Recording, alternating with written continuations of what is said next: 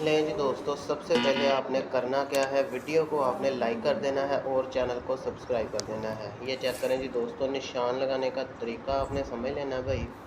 उसके बाद आपने ना ये चेक करें जी दोस्तों, कटिंग करनी है, ठीक है। उसके बाद कटिंग करने के बाद आपको दिखाते हैं।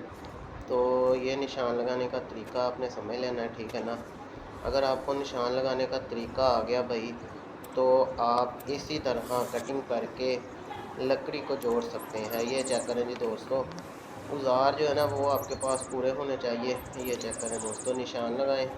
निशान लगाने के बाद अब इसकी कटिंग करेंगे, ठीक है दोस्तों। तो जिस भाई ने चैनल को सब्सक्राइब नहीं किया वो सब्सक्राइब